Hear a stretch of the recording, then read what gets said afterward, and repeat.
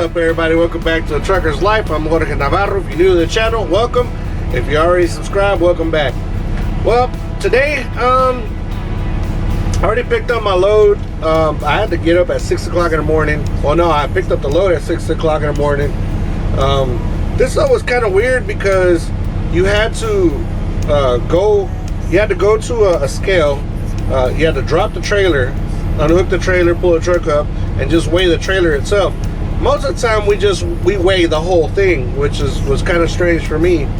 And then we dropped the trailer, went back to the truck stop, and that was yesterday. And then today, this morning, went back to pick it up, went back to weigh again, dropped the trailer on the scale, and then back up, get it again, and then go back and get the paperwork. So it was like a little bit of ordeal today, as far as getting loaded and stuff. But I mean, it wasn't that big a deal.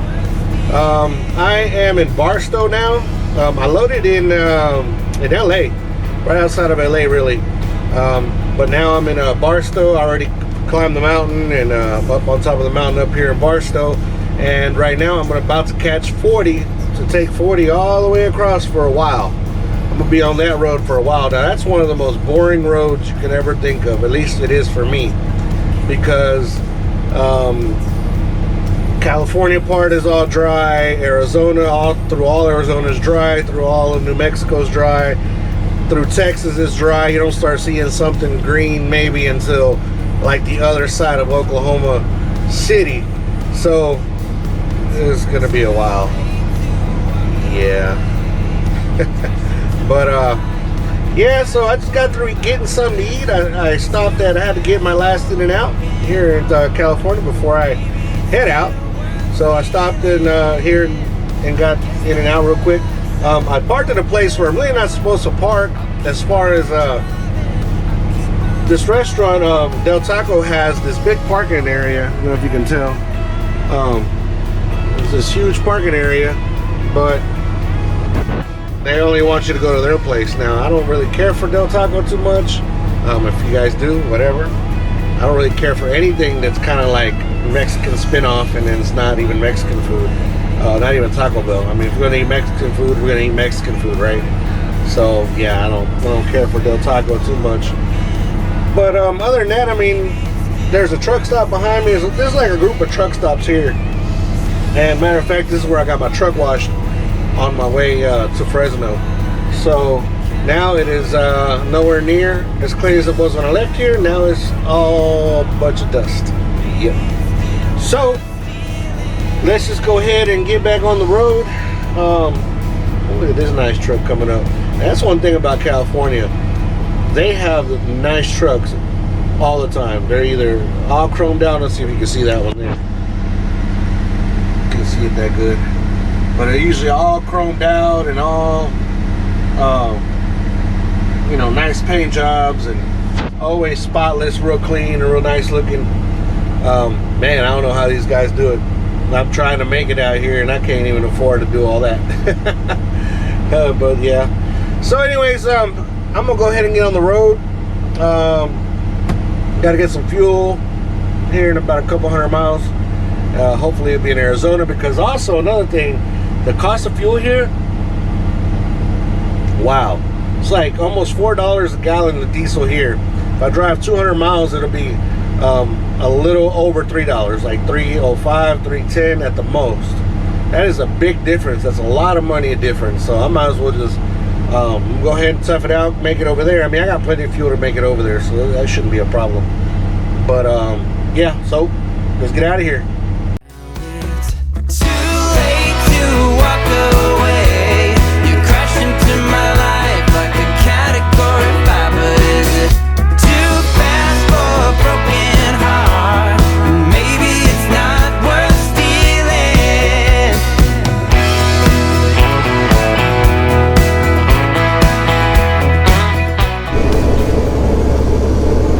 This is it for the next few days.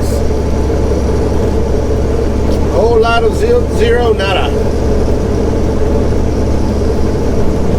It's like we're passing up a military base here on the left. I don't know which one it is. That's what it looks like. know there was I used to deliver plants a while back when I first started my driving career, and I was able to go to most of these, well, a lot of these military bases. And I know I came to one out here. I'm not 100% sure what the name of it is. I can't remember. Irving, maybe? Fort Irving. Okay, if I'm getting that wrong, I apologize.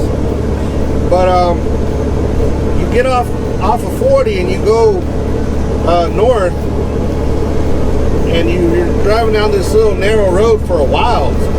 I don't remember really how many miles, but it's quite a few miles. I'd say more than 10, 15 miles in the middle of the Mojave out there is where that base is at. And you're just driving, and all of a sudden you show up to a gate, and there you are. You're at the military base. See if this tells us right here what that is, what military base it is. Maybe Fort Lewis. Not 100. Nope, they don't say nothing. Not 100%, but anyways, it's a pretty nice base out here, out in those mountains north of us or to the left of us. And yeah, I used to go to a lot of bases. The strangest base I ever went to was in Wyoming, and again, I don't remember the name of the base, but I pulled in, and well, I was told to call before I got to the gate. So I got to the gate like around 2 in the morning, and I called, and it was just this big, tall gate, and it didn't look like a base or anything. And a military guy showed up in an old Blazer, one of those big Blazers, and he opened the gate and he said, "Follow me." So that's what I did. I followed him on into the main part of the base, and I was taking food at that time from South Texas up here, and it was just different types of food. And half of it was refrigerated, half of it was not. Well, I mean, you might ask yourself, how do you do that if it's just one box? Well, you put these walls up in between, and the stuff that you want to be dry, you put it in the back, and then the stuff you want to be frozen, of course, you want to put it in the front, and you put that wall up, and it divides, both of them. So it works pretty well. But anyways, I went to that base. And 2 o'clock in the morning, like I said, and the guy just like, okay, just park here. The restrooms are, about 100 yards that way, and whatever. And he left. Now here we are in the middle of this military base. Really nothing. It's just like nothing going on. And he just leaves us there. So just the following morning, they wake us up, because I actually had a co-driver with me. They wake us up, and they back us up to a dock there, and they start offloading us. And then while we were offloading, they're like, you guys are hungry. Of course, big boy's always hungry. I said, yeah, for sure. And my other friend that was with me, or my other co-worker, he was also about my size, so of course, he said, yeah, also. So they hooked us up with breakfast, and we got on the way. So I thought that was kind of cool and kind of crazy at the same time, where they just leave you in the middle of a base, just like that. I was in another one, Yakima Training Center or something like that. That's another base that I was just told, go in there and find the place in the middle of the night. I'm like, I don't even know where I'm going. The person at the gate didn't even know where I was going. So I drove around for a little bit, and I finally found a spot, and I just parked. And that place there, Yakima Training Center, I think it's the second biggest military base in the United States, behind Fort Hood. Fort Hood is the biggest, and that's the second biggest. If I'm not mistaken, that's what it was back then. I don't know if it's changed in all these years, but that's how it was. And yeah, I was just able to just sit there like nothing was going on. But this remember you got to remember, this is prior 9/11, where things were a lot less watched, and they weren't so adamant about checking everything that you had on board and stuff like that. It was a lot less of that back then, of course. But yep, so it's pretty cool. I was able to. So this trucking has got me to go to places that I never thought I would be. I mean, especially in the military. I've been to so many military bases, Air Force bases. Now the Air Force bases are the strictest. They will check underneath your truck, in your truck. They'll run your driver's license. They run your insurance, make sure you're insured. I mean, they do the whole 9 yards there, and I don't blame them. They got jets with a few missiles in there. So, yeah, something that I would be checking for anyways too. So, but yeah, like I'm saying, I've been able to visit so many cool places with this job, see so many cool things, so many cool places, and meet so many cool people. It's something to consider. If anybody's thinking about becoming a truck driver, those are the positives. Those are the things that I love about being out here. This right here that we're driving, not so much, because it's just boring. But I was in the LA area for 2 days, and I enjoyed myself. I went around and tried out things, or went to eat at places I wanted to eat, and walked around places I wanted to walk around and stuff. Yesterday, guys, I didn't do much of anything. I did what I try to preach not to do, but sometimes you just fall into that, and you end up just sitting there all day not doing anything. So yep, I am guilty of that too. I mean, it's easy to fall into it. Like I said, you start with one movie, and the next thing you know, you've watched a whole bunch of movies and you've done nothing, and it's already nighttime. Your whole day's gone. And another thing, like the area that I was in was more so industrial. Like, there wasn't really nothing really that eye-catching that I wanted to go see that was close enough, and I really didn't have the money to go out and spend on trying to go a little further. I was going to go to San Diego on the train, but then again, like I said, I fell into watching movies and I never even left the truck. So, yep, that happens. Well, enjoy the ride. We're going to keep on getting down the road. If we find something interesting to show you, I will turn the camera back on. So check out this situation.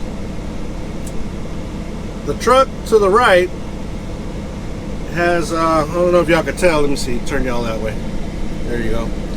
The truck to the right could pull to the right a little bit and get into the next lane, but instead, he's not moving, and he's got us that are trying to get out of here blocked, and the ones trying to get in blocked.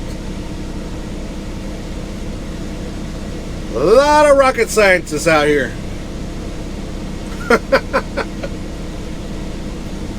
Wow. I hate to put my own co-drivers down, but I mean, but there's always a bad from everybody.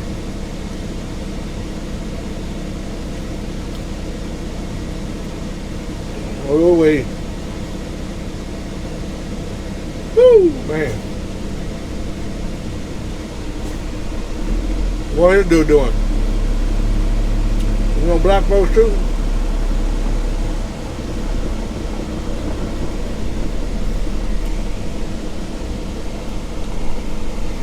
All right.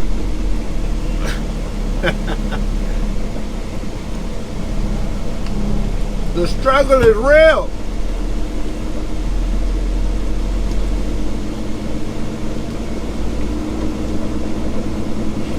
But if you would have get out there and asked that guy, he would have justified it.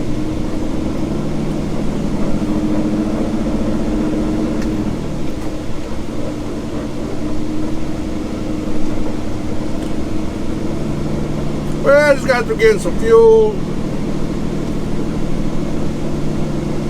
Taking a quick shower.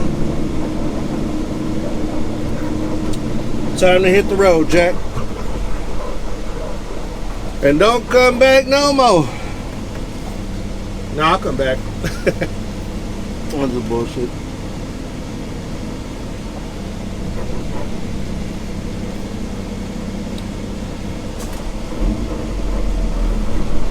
It is hot out here, guys. Woo, man. It was 112 earlier. Right now my truck is showing 120, but that's because I'm kind of sitting still. Well, yeah, I was sitting still, picking up heat from the engine and the road and stuff. But as soon as we get rolling, we should cool off a couple degrees.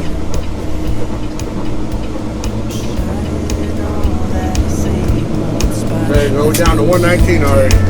Woohoo! It's been a while.